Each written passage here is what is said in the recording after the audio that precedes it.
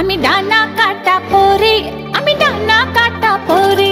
গেল বছরের শুরু থেকেই আলাদা থাকছেন ঢালিউডের তারকা দম্পতি শরীফুল রাজ ও পরিমণি।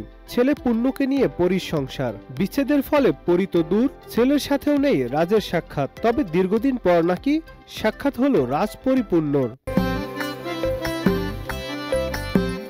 যে খবর কদিন আগে একটি গণমাধ্যমে নিজেই জানিয়েছিলেন পরী। একই প্রতিবেদনে ছেলে পুণ্যর সাথে রাজের দেখা হয়েছে কিনা জানতে চাওয়া হলে পরীর মন্তব্যে ছাপা হয়, হ্যাঁ দেখা তো হবেই, তারও তো সন্তান পুণ্য। আমি রান্না করছিলাম, সবাই মিলে একসঙ্গে খাওয়া দাওয়া করেছি, এই আর কি। প্রকাশিত সেই প্রতিবেদনের 3 দিন পরই একটি ইঙ্গিতপূর্ণ ফেসবুক স্ট্যাটাসে রান্নার প্রসঙ্গটি উস্কে দিলেন পরিমণি নিজেই।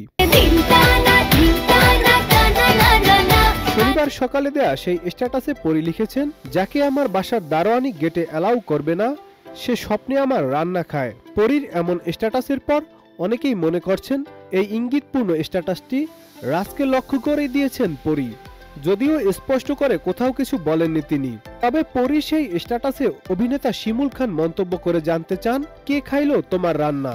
এমন প্রশ্নে পরী এবার জবাবে লেখেন, আছে এক টোকাই, তার বিয়ার নিউজের চাপ ঢাকলো আমাকে আর আমার ছেলেকে দিয়ে, কত বড় নেমক হারাম। পরীর এমন মন্তব্যের পর এবার অনেকেই দুয়ে দুয়ে চার মেলাচ্ছেন।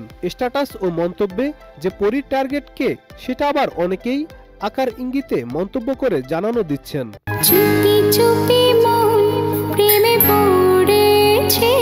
Nadim Hasan, channel I.